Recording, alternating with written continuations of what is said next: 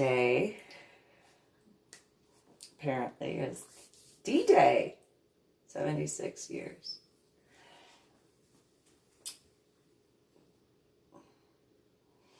So I'm going to continue on and reference. By the way, thanks for tuning in to my official YouTube channel, Reverend MeeLing, also known as Reverend Susan MeeLing, Lady MeeLing, Lady Dori, Belle, a few other names. So I'm going to continue on in reference to finding the silver lining. I'm going to go on to this particular aspect, which is kind of ironic because in reference to McCoy Elementary School in 2009, I had to explain to Principal Dawn Rink in Carrollton, Texas, of Carrollton Farmers Branch Independent School District, that she was making an assumption that all individuals who have military backgrounds have a large plethora of firearms. My ex-brother-in-law had to contact Dawn Rink, the principal at the time, who claimed she was from Oklahoma, and apparently nobody in Oklahoma has a firearm. I don't think so. But nonetheless, she had to call the police because of a spent shell casing that my daughter had broken into the shadow box that I had made for her as well as my son. And for a reference point of how I had closed those cases, you can refer to how I built a particular thing in Cedar Park, and that is my daughter. That being said, in that reference, the assumption, not only in reference to firearms, and the assumption in reference to individuals who have tattoos, the assumption in reference to individuals who have different color hair, the assumption that there are all these things that you can just look at someone and assume that you actually know something or understand, when in reality you are assuming in regards to that particular aspect. So my daughter was essentially targeted because of her wanting to be like me in reference to my short haircut, and so she was made fun of for having short hair. I had tried to talk her out of it, and being my daughter, she's very determined, so she purposefully put bubble gum in her hair. Mushed it all around. And then, look.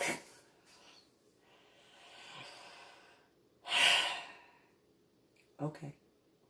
Fine, you want a haircut? Okay. Tried explaining that certain aspect that some people just have that issue. And Dawn Rink, the principal at that time, had proven that assumption. Not just her, but the adult volunteers and then the children in that particular aspect. There was a lot of assuming that was going on. I don't like that term, assume or assumption. Those who have had certain teachers over the years know exactly what in reference of assume spells out. For those of you who do not, it's when you assume you make an ass out of you and me. That reference, for some individuals, you just make an ass out of yourselves. And then you call me an asshole because I won't tolerate it. That's the way I view assume.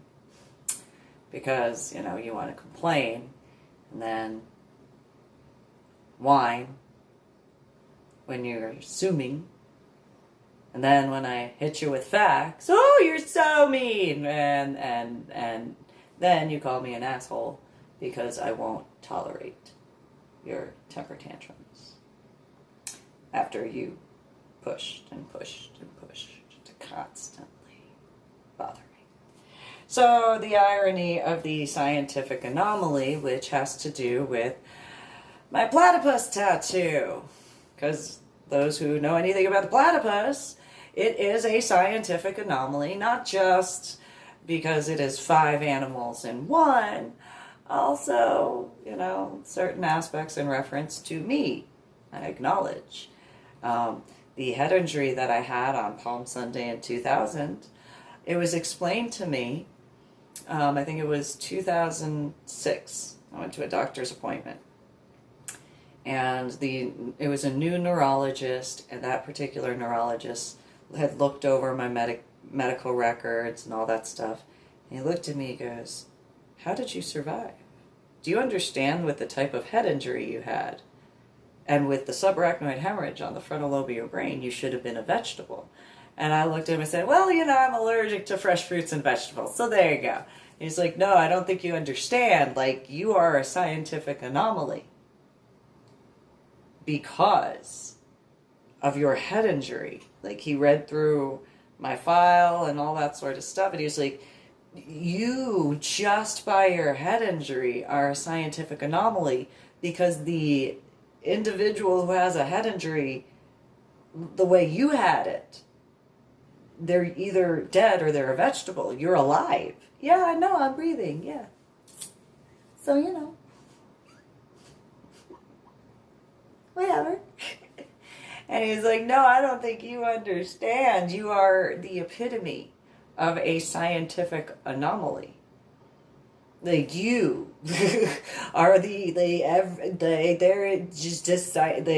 how. I'm stubborn?" You made that joke. I'm a little stubborn. I am. Well, that's how that came about for me to remember, despite the fact I have to look at my tattoo. There's that cognitive disorder issue that people didn't want to believe when it came to things. Anyway, so the staff at McCoy Elementary School that I had dealt with, and then certain adult volunteers just did not want to believe certain things, and they continued to assume. And one of the things that even the lawyer for the law firm in regards to Carrollton Farmers Branch Independent School District, she had actually accused me of having an arsenal in the apartment that I was staying in. I was like, "I don't know if you know this, but bouncing Betties," because that was actually what I was accused of. I was actually accused of having a case of bouncing Betties. "I don't know if you know this, but you kind of have to have some really, really, really specialized stuff to be able to have a case of bouncing Betties," which apparently was not the way I was supposed to respond to that, to her. And it was like, well, if I were to have the arsenal that I was accused of having bazookas, I was accused of having just all this sort of stuff, bouncing Betties. It's another one. I mean, I know I wrote a bunch of them down. Oh yeah, Tommy guns and Uzis, which that was a whole other ball of wax. But yeah, no, was it hand grenades and AK-47s, M16s, which are basically the same nonetheless. Not fully the same, they have differences. But I was accused of having tanks in my apartment. And it's like, no. In the apartment I was staying in, first and foremost, if I were to have the ability to have all of that, I would not be living in an apartment. What am I going to do? Park my tank out in the parking lot and nobody's going to notice? I don't know. I have a feeling that if I were to have a tank, apartment, it might stand out.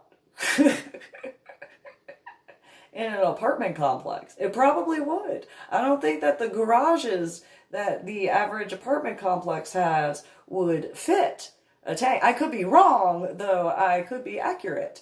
And so I made the joke because it was one of those, like, I can't believe I'm even being accused of this. I mean, realistically, you are making such grandiose assumptions that it just makes absolutely no sense to me. How could you even say that? So I was like, you know what, if I had, like, even half of the weapons that you are claiming that I got, I'd have a moat. What do you mean you'd have a moat? Do you not know what a moat is? Yeah. Okay, so I would have a really, really, really big castle. And I would have a moat with a drawbridge. With a whole bunch of crocodiles and alligators in the moat. Because, like, if you're going to claim I got an arsenal like that, are you kidding me? No. I think that would be noticeable. I think it'd be noticeable because I was accused of having multiple tanks. And it's like, so, in an apartment complex. I don't think so. I don't think so. I would guesstimate that if I had a tank, or several, there's probably somebody somewhere in the United States of America's government that would be like, you have what? Like, they probably take note of that. They probably would, you know? And so, no, I don't have any of that. I mean, it'd be cool, but no, I don't have that. I don't know how to maintain that. Nonetheless, no, I don't. And so I was accused of that. And it was one of those, so why are you accusing me of that? Well, because you have a military background.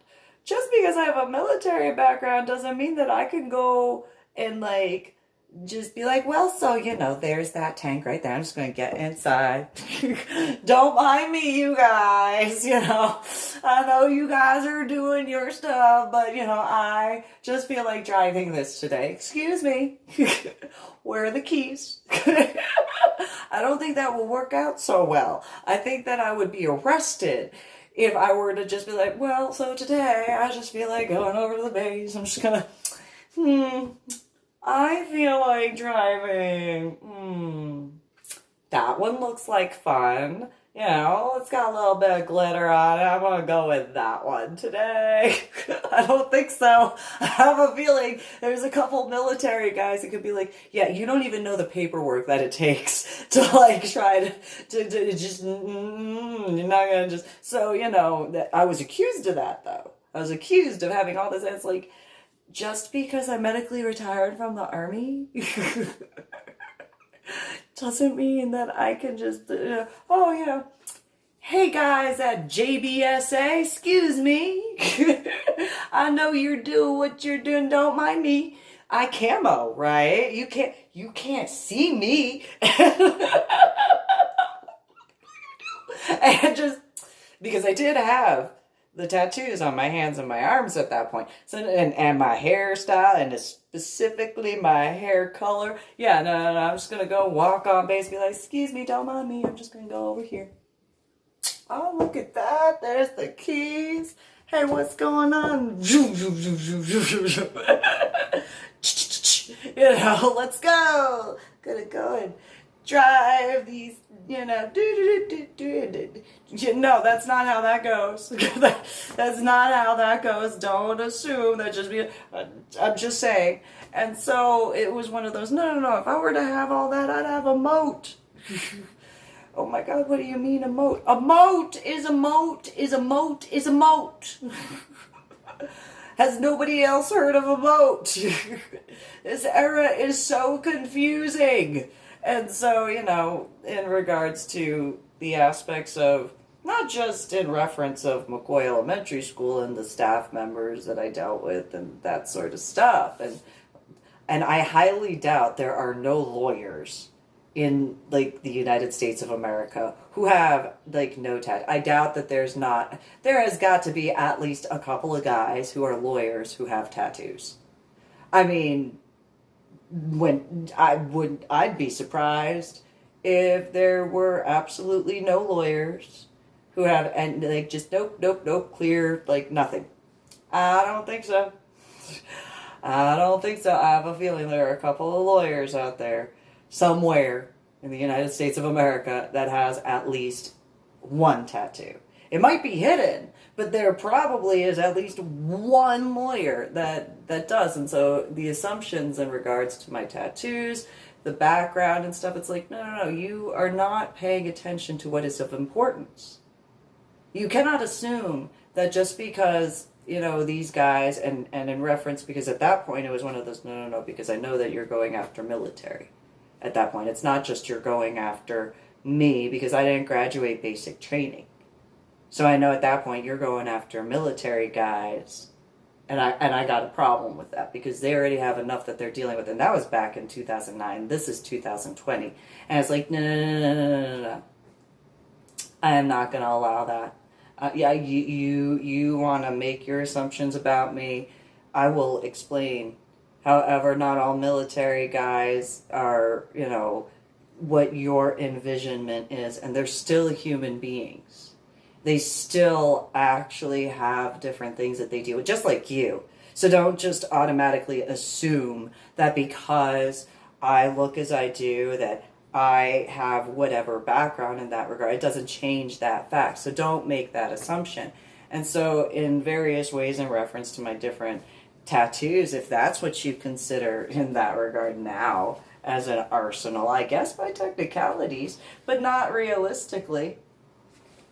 Not realistically. So I'm going to continue on in those regards. And so, you know, the aspects of the points that they didn't understand, and the school knew about my head injury on Palm Sunday in 2000. They knew about my medical stuff. I told them that because I told them that I believe that children have a multifaceted way of growing. So it is partially the home structure in that regard. You know, who's parenting them, how they're parenting them, so on and so forth. It's also their community, family, sort of stuff like that. And then it's also the school. So they have to work in conjunction together for the best possible outcome for each child. And I was made fun of by the guidance counselor. Oh, I have a degree and da-da-da. Yeah, okay, well, you know what, then I shouldn't have to explain this to you. Well, you have child education all wrong. No, I think that makes perfect sense. You don't know what you're talking about. No, I think I do. I have a feeling that it makes perfect sense, not just to me, but to other people. No. I'm telling you, like that, and don't assume in that regard. But yeah, as far as the scientific anomaly, not just in reference to my head injury on Palm Sunday in 2000, but I guess technically with the scuba diving too, that's probably a little bit of a scientific anomaly. Possibly that could be considered as a scientific anomaly. You know, I mean, how many people do you know that landed at the bottom of the ocean in the Gulf of Mexico on the other side of the island that's closer to the Gulf portion of the Gulf of Mexico in the ocean? And how many people do you know that drove or were on a boat that was a speedboat that drove however many knots per mile or whatever, you know, for like an hour essentially to, you know, drop down and land at the bottom of the ocean? And how many people do you know went out to go scuba dive at the Vandenberg and landed at the bottom of the ocean in the Matthias Abyss? I mean, technically it wasn't the bottom of the ocean. Nonetheless, still, you know, it was at least, you know, 999999999 ATMs down. So that's the number times 33 feet. How many people do you know that did that and surfaced at 99 ATMs for, you know, the first safety stop for about 5-10 minutes, and then the second safety stop at, you know, 15 minutes? I mean, you know who did that. So I guess that would probably, hypothetically, be considered a scientific anomaly. Possibly another one. So, I mean, it is what it is. I'm just saying. And so, though my niece did, I had discussed this in prior ones, my niece had tried to say, oh, I got a tattoo, you're going to be so proud of me. Well, she started off with, you're going to be so proud of me, but don't tell my mom. That's not going to go well. And then I had to explain to her the aspects of tattoos and making sure you go to a safe place to get that done and, that sort of stuff. And then I had many individuals tell me that I am rude, crude, socially unacceptable. I'm going to finish up with that, so that way there's that. So in reference to the aspects in reference to my hair color, this happened when in Carrollton, Texas. So a female came up to me and she goes, your hair color is fake.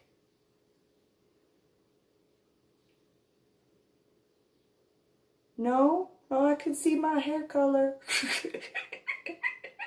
I can touch it too. Hold on. Yeah. I can touch it. I can see it. I mix it myself. Yeah, I'm still touching it. Yeah, no, my hair. Yeah, no, it's still the same. Yep, no, that's real hair. And no, your hair color, it's fake. I didn't see it in nature. Like, I've seen this color in nature. Where? Flowers. And so this female and one or two of her friends that were together, they were just like, your hair color is fake, your hair color. It's like, I mean, if you really want to go into fake hair color, at least my hair color is called, red or magenta or whatever color I, choose to mix the color that I wind up creating. And again, you can still see it in nature. However, your hair, the only time I've ever seen your hair color in nature is like dead straw and hay. That has no life whatsoever. And they just kind of looked at me and they're like, oh, that is so rude. No, that's, you guys came at me. I was just walking. And you came at me. Oh, you're so crude. No. Ugh, that is just unacceptable socially to say something like that.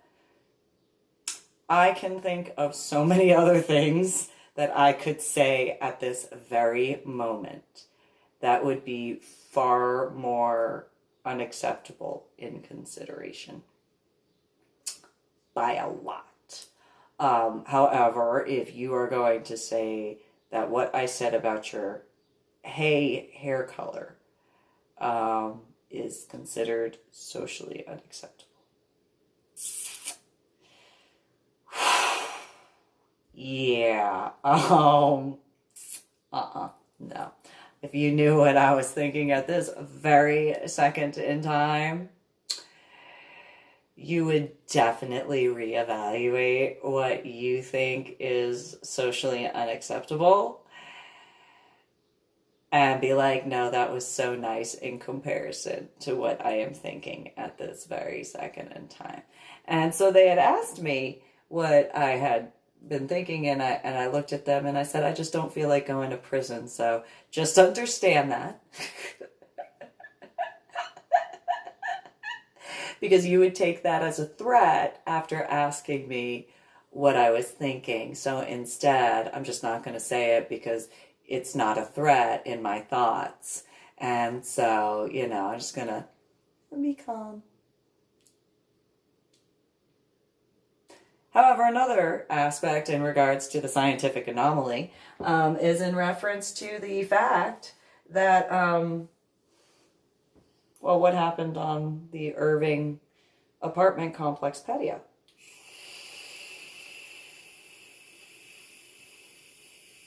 And that particular set of lights and visit sort of thing, that's probably not the most normal way in that regard, which makes so much more sense now in reference to the Aurora Borealis in regards to Aurora, Indiana, because I think I drove through there when I went to Ohio when I was a teenager. But that's a whole other ball of wax, whole other issue. So going on in reference to finding the silver lining in reference to that page, in regards to the smoking section, I had, I had quite a few individuals who, in the lifestyle, meaning BDSM, LGBTQP, not so much swinger, but more in a combination, who, you know, for whatever aspect they thought as far as that, there were these guys who thought that just because I wore a leather corset, that I was doing it for them. I was like, no, I wear what I want to wear for me. I mean, in certain regards, when in reference of events, it was, I was showing respect to the event. However, I didn't always wear corsets. I always looked appropriate for what I felt like wearing to whichever event. However, I didn't always wear corsets. I didn't need to always wear corsets to look appropriate for whichever event I was attending. And so while most people would remember me in corsets, I had attended plenty of events where I was not actually wearing a corset. And if that didn't stand out as much, which would be ironic to me, because of the amount of times of wearing a corset, I would think that not wearing a corset would kind of be like, wait, what? You're not wearing a corset? Because that actually happened at those events. Wait, you're not wearing a corset tonight? Well, I didn't feel like wearing a corset. Oh, well, you still look nice. Well, do you mean that in a good way? No, Lady Dori, Belle, you look great, but just I'm not used to seeing you outside of a corset. And it's like, yeah, I have clothes other than corsets. And in other regards, I actually had began a munch in Austin during the daytime where it was like, well, you know, I have nothing to hide. I am who I am. So I have no problem, you know, having and I know I'm not the only person who, you know, doesn't hide it at all. I also know that I am not the only person who doesn't always fit into one particular mold, essentially kind of like an assumption or an anomaly sort of thing. I know that I'm not the only one in that regard. And so I had arranged where, you know, initially it started at La Madeleine. And then it got so big with so many people that were showing up, it was like, okay, we need a bigger place for people to be able to come out. Because I knew that I wasn't the only person that was at home during the day. So it was one of those, where can I find a large enough location for people to come out and be able to speak? And we would talk about anything and everything. We would talk about, you know, 9 times out of 10, we actually really didn't talk about the lifestyle. A lot of times we were actually talking about just everyday life, being a mom, some, you know, and other references for like the males being a dad. Some people discussed military experiences. Some guys talked about, yes, in certain reference to lifestyle stuff. However, a lot of times when we would be at events, as far as like the daytime munch, most people didn't actually discuss specific aspects of lifestyle. And so, you know, for in reference to where I had a lot of individuals over the years that were like, you can't talk about that here. It's like, what are you talking about? I know I'm not the only person who doesn't only think about this at this point. Like, so a lot of it got bigger. I cannot remember where it was. I know it was on a second story and it had like overlooked like outside and people were able to just enjoy the outdoors and stuff like that and just talk. And we just hung out, and there were multiple times that, you know, the event actually got so big that there were people that were wanting it in another area. And I was like, well, I can try to do that. And then I just couldn't keep up with it because of everything that was going on. And I had given it to, in regards to the group, to another set of individuals that were in the Austin lifestyle. And I was like, well, you know, as much as I'd like to be able to with everything that's going on at this point, I just can't maintain that. So, you know, if you could keep up with that, I'd appreciate it. And if I can take it back over, I will. But, you know, right now I just can't. So, you know, and so in that regard, it was one of those people got to see me depending where you were at, similarly to when growing up in New Jersey, realistically, depending where, when, that sort of stuff depended. I didn't always wear corsets when I was out. And so in like the daytime munch aspect, jeans and a t-shirt. That's it. In regards to certain events, yeah, okay. A lot of times I would actually wear corsets. And then there was like a 20% time, maybe 30% time where I was like, nah, I'll just wear a dress, or I'll wear a gown, or I'll wear this, or I'll wear that. And whatever I wore is whatever I wore. It was always appropriate to wherever I was going. You know, it fit into the theme of whatever the night's event was.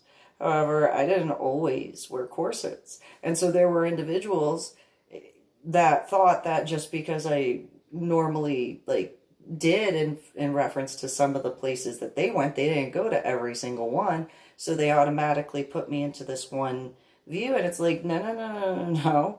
I don't wear corsets for you. I wear corsets for me. I wear them because I want to. And if I don't want to wear corsets, I'm not going to wear a corset. And if you don't like that I'm not going to wear a corset, then I don't have to attend your events at all. Whatsoever. Because just because you have in your view a specific aspect, I have worn other clothes far longer in multitude of ways. And and initially when I got into the lifestyle, I didn't actually wear corsets very often.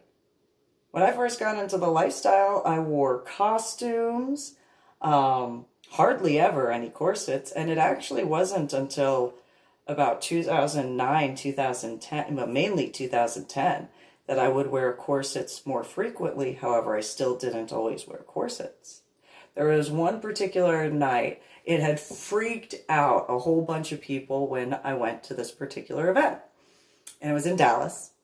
And I had showed up, it was a tube dress.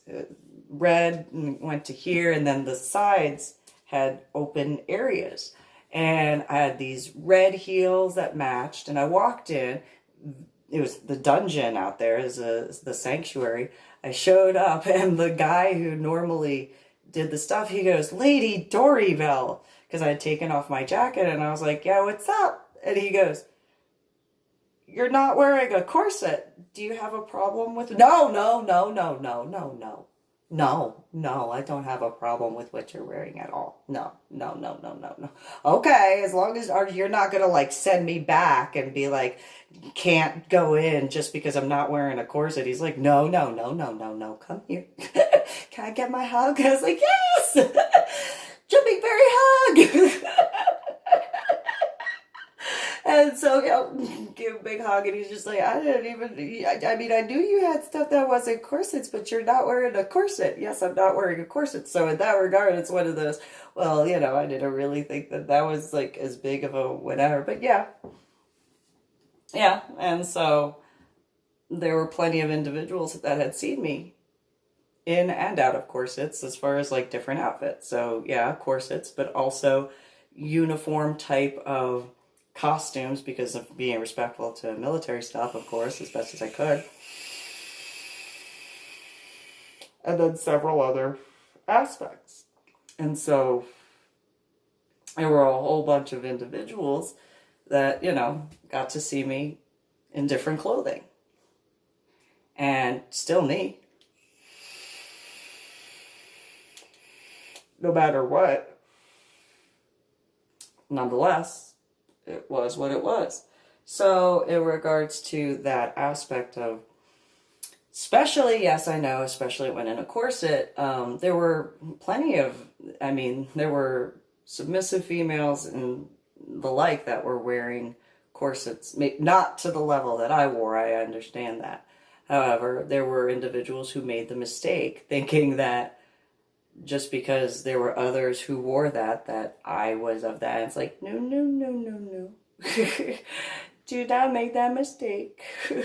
And so there was this one time, I'm going to end on this particular aspect in regard to that page and that whole, finish on that. And so, in reference of the 50 Shades of, that was such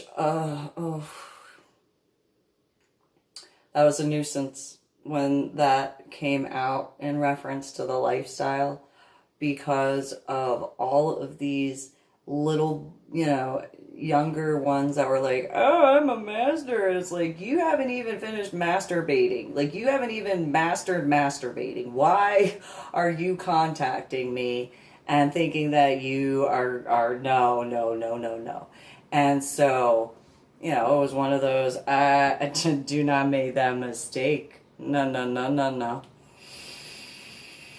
And ironically, a lot of the threats really kicked up in regards to after there was whatever 50 Shades of whatever of that series, that I started dealing with a lot of threats.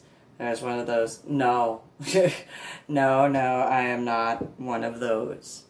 Do not think that that's going to work out. And so in Austin, when I was living at Cedar Park, the guy who I had been engaged to twice, was just before the second engagement, and we went to an event, and I was wearing a corset and my skirt and my heels, and I had my belt on, and it had a shiny grenade. Had glitter on the grenade, and rhinestones, very kind of a little Texas-ish. Texas mixed with military, now that I think about it. Nonetheless, I had the little rhinestone grenade belt buckle, and I had my, tools. I had a paddle on one hip and another paddle on the other hip, along with a couple crops and stuff. And I had whatever heels I was wearing, and I was holding a leash. And the leash had split into 5 ways, and connected to that guy's ankle cuffs and wrist cuffs and collar. He was walking with me and stuff like that. He was standing, he was right behind me. And this guy comes over to where the guy I was engaged to twice at the time. And he goes, oh, are you a submissive? And the guy I was with, he goes, no. I got this. And so I turned around, and the guy was like, are you a submissive? I look at my corset, I look at my pencil skirt, look at my heels, look at my tool belt, essentially I'm just like, do I look like a submissive to you? And he goes, kinda. Yeah, I'm not a submissive. No, I'm not a submissive. No, let me clarify that. I'm not a submissive. And then the guy looks at me as I'm holding the leash to the guy who has the cuffs with the chains attached. Guy looks, he goes, so are you a slave? I know. No, I got this. No, I am not. And he just, well then, you must be a switch. No. No, I am not a switch. However, you are turning something on, and I guarantee you don't want that. Now, mind you, 2 male dominants, one of which had made 2 of the paddles, one on each hip, that I had worn that night on my tool belt, are walking out to the back patio from the sliding glass door. And the 2 of them, I see them, they take a step, and they heard the guy who was like, oh, so he's... And so one guy's really, really tall, the other guy's still taller than me, but like shorter than the other guy, and they're just kind of... Ooh, we're just just going to stand here and watch what's going on because that guy's about to get his soul devoured by Lady Dori, Belle. This is going to be awesome. Guess that's a reverse in regards to the tattoo aspect. In regards to my first tattoo at the tattoo shop. Nonetheless, so that guy, you know, calm down. Goes, well, if you're not a submissive and you're not a slave and you're not a switch, what else is there? And I go to take a step forward. Guy I was engaged to twice, and I dropped the leash because I was like, those two guys saved that guy, and Lady Dori Belle's okay. We got this, and it's like, okay, give me your leash. Thank you. I was going to protect you. Yeah, you're not allowed to do that. You cannot do that. You know you cannot do that because, you know, you're military and you can't do that because you active duty. You cannot do that. And so they took care of that. And so then later that night, there was a guy who wound up moving to San Antonio, and he showed up and laid out a whole bunch of tools. And I'm looking at what he's got. I'm like, oh, that's nice. May I? And the guy goes, yeah, sure, go pick it up. I pick it up. It has like a cane handle, like an old school cane handle with leather in it. I'm like, ooh, I know what I could do with this. And he's just like, wow, Lady Dori Belle, where'd that come from? And it's like, me. That's where it came from. It came from me. But no, this is fantastic. You made this? And he's like, yeah, I did it all by myself. Wow, how'd you get that in there? That is fantastic. You adhere it in there, or what'd you do? And we're talking chop. He's like, yeah, I did that. I like this handle. Oh, this shot. Oh, look at that. Ooh. Oh, look at that shiny handle with those stones in there. Hey, how you do that? That's nice. The guy who, comes over to where we're looking at the tools, and he goes and he grabs one of that guy's tools. And I couldn't help myself. I turn around and I get in that guy's face. And I'm like, did you get that guy's permission to touch his tools? No. Put it down! The guy I was engaged to twice is on the other side of the table. He's just, how'd you move that fast? You're in stiletto heels and a corset and a pencil skirt. How? Oh my God. And so I'm just like, you know, you did not get that guy's permission. You apologize to him right now. I am so sorry. Yeah, that's right. Yeah, you sorry sack of shit. Get out of my sight. And that guy was just, thank you. No problem. I hope I didn't offend you by doing that. It just kind of, it's the thing I got. You got to have etiquette and respect, especially when it comes to tools and that stuff. You know, I just saying, you know, I apologize. He's like, no, that's cool. That's cool. I appreciate it. Yeah, no, and so, yeah, so I'm going to end this particular official YouTube video on that particular note and continue on after I get into the next aspects. Comment, like, share, subscribe to my official YouTube channel, Reverend MeeLing. Thanks. Have a good one.